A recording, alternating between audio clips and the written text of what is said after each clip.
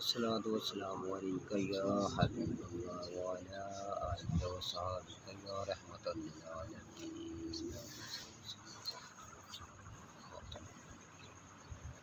بسم اللہ الرحمن الرحیم۔ محترم بزرگوں، نماز کے مسائل بیان ہو رہے ہیں۔ اب آیا کہ جب نماز پڑھنے والا نماز پڑھے گا تو اس نے رکوع میں جانا ہے اور رکوع کے بعد پھر کھڑا ہو کے پھر سجدے میں جانا ہے۔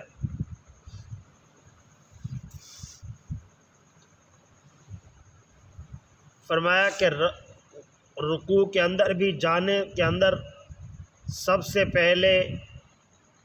خود جھکنا ہے، پھر اپنے ہاتھوں کو رکھنا ہے اپنے گھٹنوں پر، اور جب سجدے میں جانا ہے تو پہلے گھٹنے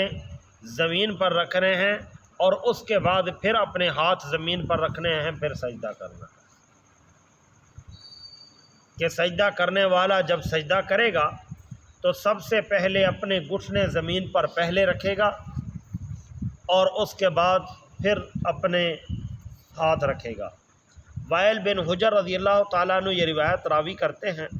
یہ فرماتے ہیں میں نے رحمت والے نبی صلی اللہ تعالیٰ علیہ وسلم کی مبارک ذات کو دیکھا ہے کہ نبی مکرم صلی اللہ تعالیٰ علیہ وسلم جب سجدہ فرمایا تو یضع رکبتیہ قبل یدیہ، پہلے اپنے گھٹنے مبارک زمین پر رکھے ہاتھ رکھنے سے پہلے اور فرمایا کہ جب اٹھے ہیں تو مخالف کیا، تو اس وقت بھی ایسے ہی کیا ہے کہ جب اس کا مخالف یعنی جب زمین سے اٹھنے لگے تو اس وقت میں یہ ہے کہ پہلے ہاتھ اٹھائے پھر اس کے بعد گھٹنے اٹھائے مخالف، اور جاتے ہوئے سب سے پہلے گھٹنے رکھے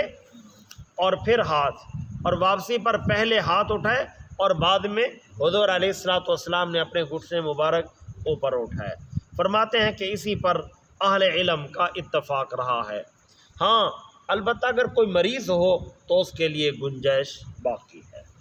اگر کوئی مریض ہے گھٹنے کا، وہ زمین پر جب جاتا ہے تو اس کو پریشانی ہے تو پہلے اپنا ہاتھ رکھ سکتا ہے، یہ سنت عمل ہے،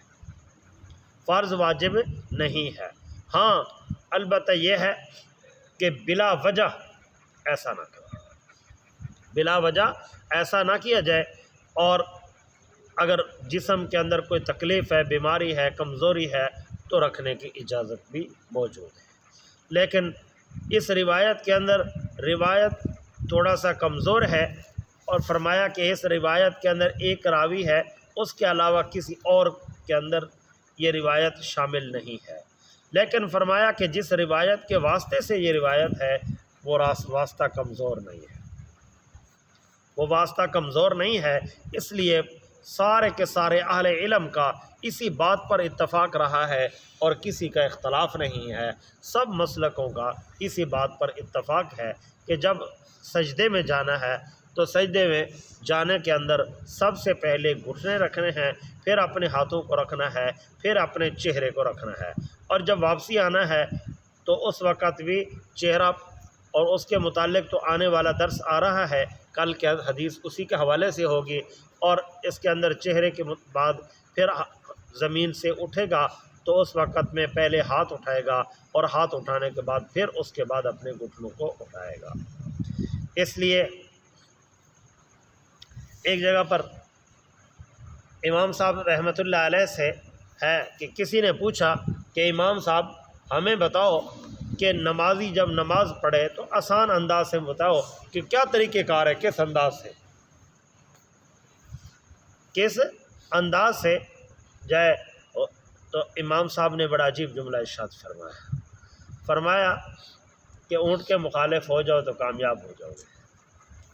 جس طرح اونٹ کرتا ہے تم اس طرح نہ کرو، اس کی مخالفت کرو گے تو تم کامیاب ہو جاؤ گے، وہی طریقہ کار ہے بیٹھنے کا۔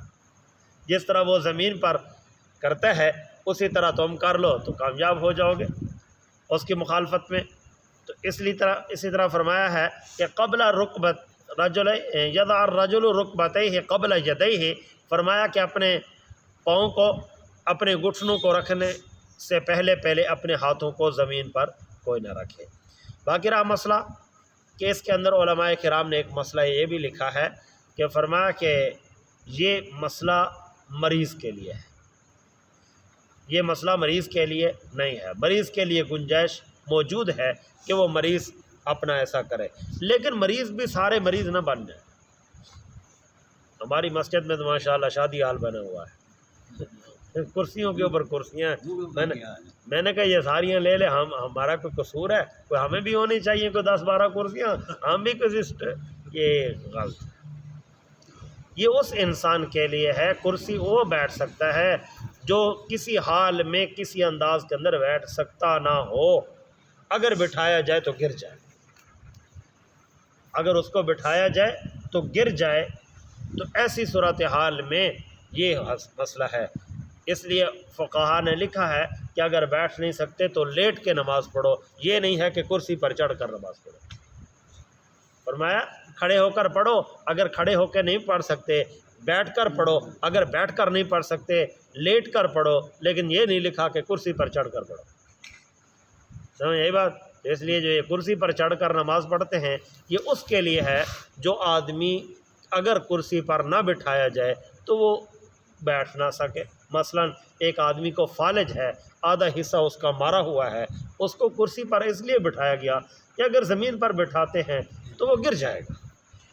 وہ بیچارہ کیسے نماز ادا کرے؟ تو اس کے لیے ایسی صورتحال میں گنجائش واقع ہے کہ وہ آدمی ایسے انداز میں بیٹھے، یا ایسا کوئی کمر کا درد کا آدمی ہے جس کے مہرے اتر چکے ہوں اور وہ آدمی کو ٹیک لگا کر نہ بٹھایا جائے تو اس انسان کی چیخیں نکل جاتی ہوں، اس لیے کہ اس کے جسم کے مہرے اتر چکے ہیں، تو اس کے لیے بھی گنجائش ہے، باقی کسی کے لیے گنجائش نہیں ہے۔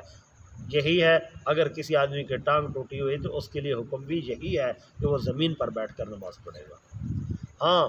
اگر ایسے انداز میں ٹوٹی ہوئی ہے کہ وہ بیچارہ کسی حال میں زمین پر بیٹھ سکتا ہی نہیں ہے تو اس کے لیے گنجائش ہے، لیکن ایسا کم ہی ہے کہ جو زمین پر نہ بیٹھ سکے، اس لیے کہ ٹانگ سیدھی کر کے بیٹھنا یہ اجازت ہے، کرسی پر چڑھ کے نماز ادا کرنے کی اجازت نہیں ہے۔